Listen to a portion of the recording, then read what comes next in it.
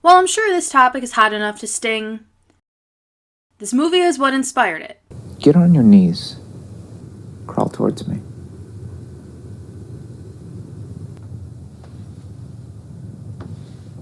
Stop. Please. Take off your shirt.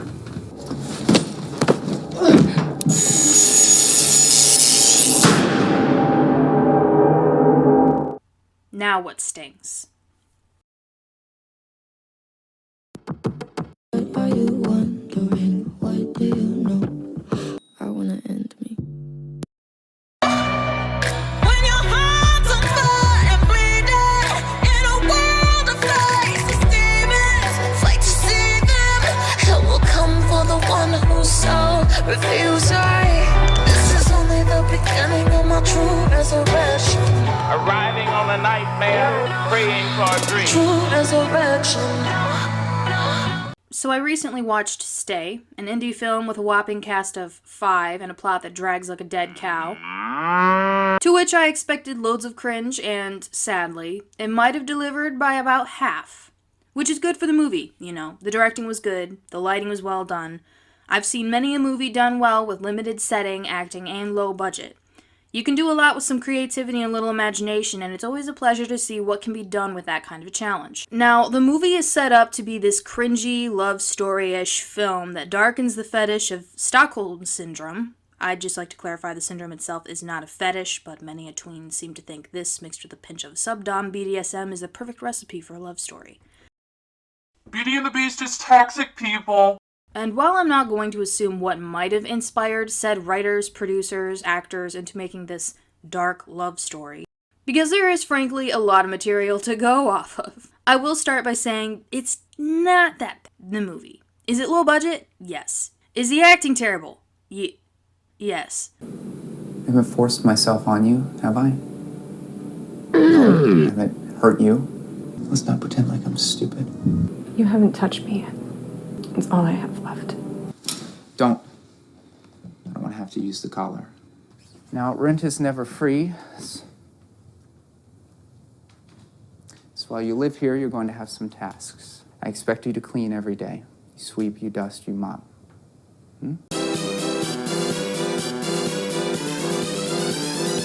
I like a clean house. Cooking will also be a task of yours. I don't really know how to cook. You'll learn.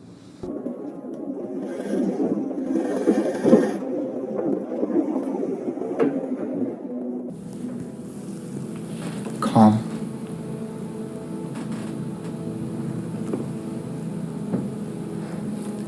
It'll be no worse than this.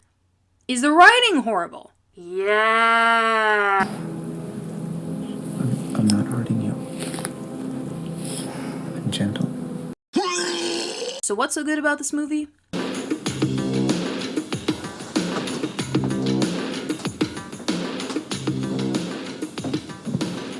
I didn't tell you to move.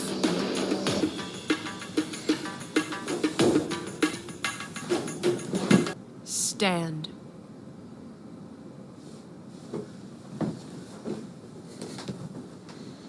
Get on your knees. Crawl.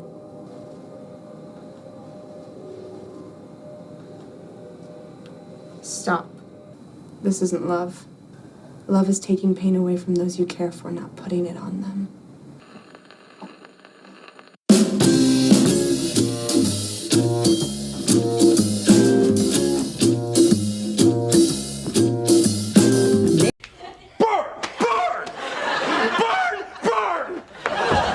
This bitch comes with a message.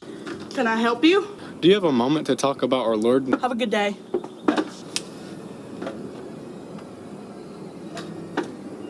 I'm not interested. Goodbye. I'm not gonna let you go that easy. Come on, let me in. No, go away, please. There is a moral to this dark love story.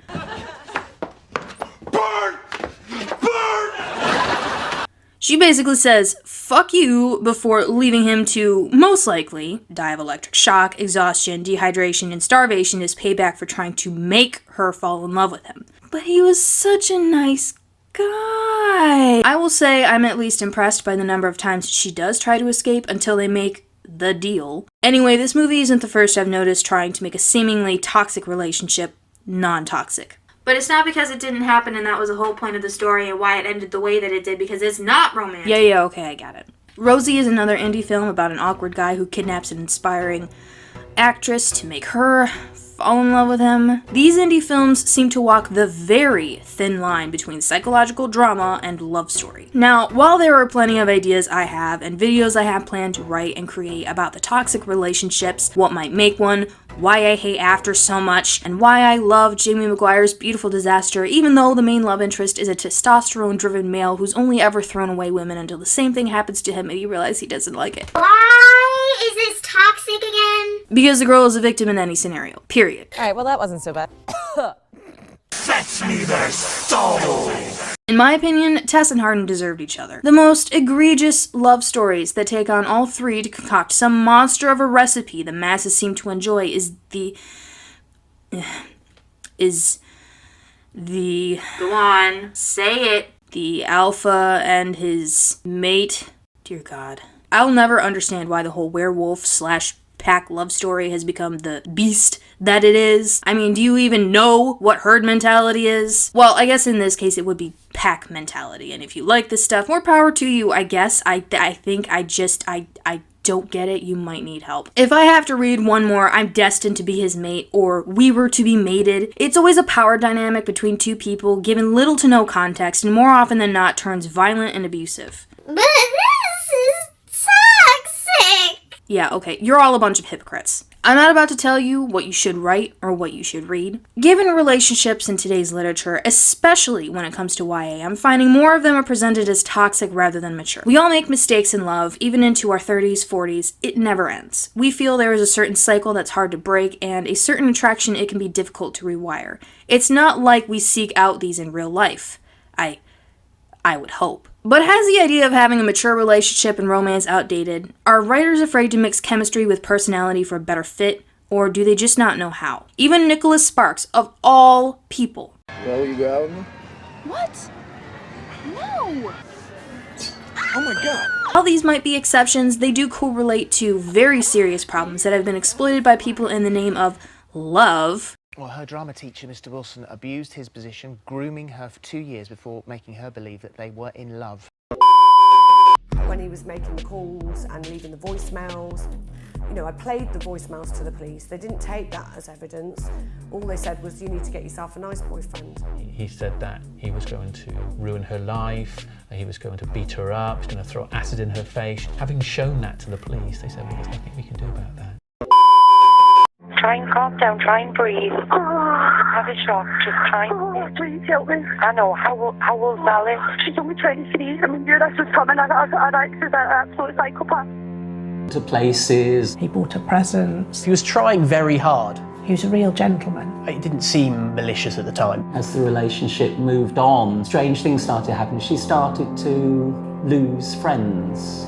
He used all sorts of things to persuade her she didn't have enough money, she shouldn't go out. She started to lose weight, she started to lose self-confidence. She'd had to talk to him constantly. She couldn't wear what she wanted to wear. She could only wear what he thought was appropriate for her to wear. He was starting to control her. And all the time what he was doing was gradually making her more and more dependent on him. Put some spyware on her Android phone, so I talked her through how she could get it all factory reset. And then things started escalating, which was when Trimon turned up at the house. There was this knock on her window. And when she pulled back the curtains, he was outside and he'd just left a box of chocolates and some flowers on the windowsill and was backing off with his hands like this.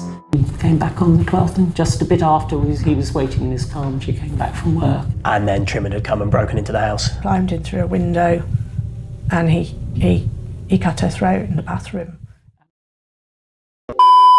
Kristen Pratt opened the door to a nightmare. We need to talk face to face, or I'm gonna be dead! Then after the first 3 or 4 messages, things got excessive. The messages got very weird. Why do I like you? I don't know. Because you sat in a class and did this. I have no idea why I like you. I don't even know you. I'm here. I'm not going anywhere. according to him, if we're supposed to be together, none of this is wrong. All right, Kristen, look, all I'm asking, so let me over one night. You can't keep ignoring me. You can't. Mashoni started showing up at Kristen's work and on the campus of her college. The day Patrick actually does me harm. All the time. Quit wasting my time. Oh my gosh, he's gonna kill her. Anyone who stands in my way will be guilty of treason. And while I might be innocent enough to indulge in this kind of entertainment from time to time, I'm certainly in no place to judge. I think we do need to be more aware that relationships and stories are frequently fantasized like anything else. The real world hits home all too differently. That stalker guy that's so obsessed with you he watches you while you sleep, he's never going to go away. The guy who thinks you're too young and innocent and he's a bad boy you want to warm up to and change to make him happier and healthier might actually end up abusive. That guy that's, you think is really cute because he's kind of jealous and he's kind of possessive and he doesn't like seeing you with your friends. He's trying to isolate you because he's insecure you're going to leave him, and you might end up actually trapped inside your own home, not able to leave. Luke does not allow me to have a cell phone. I'm not allowed to leave the house more than 5 minutes. She claims her marriage is like a prison.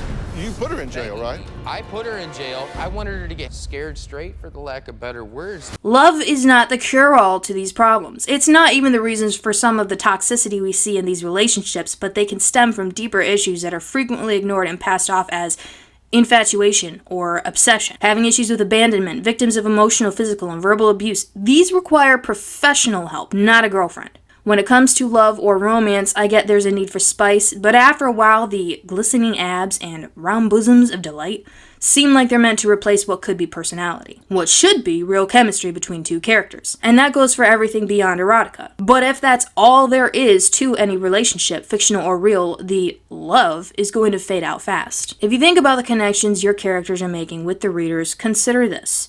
If all you have to keep the reader's attention is the spice, the drama, the mystery, what is it all really for? Eventually that spark is going to go out. And what's going to replace that? Another spark of drama? More spice? More smut? The next stage in any relationship can only be attained with the right chemistry between two people, and I'm not talking pure physical chemistry. I'm talking about the connection between the two, and the characters to your reader. That's why so many of these books after a while seem to fall flat. There's no substance, there's nothing else to them. This is all there is. I've read some of the spiciest forms of literature, the erotica, and let me tell you, they are not all the same. Nora Roberts manages to craft her stories so that the characters not only have a likability and attachment to each other that goes beyond the physical, but she keeps the reader sparked by adding in a sense of adventure and mystery to feed the greatest spice of all, curiosity.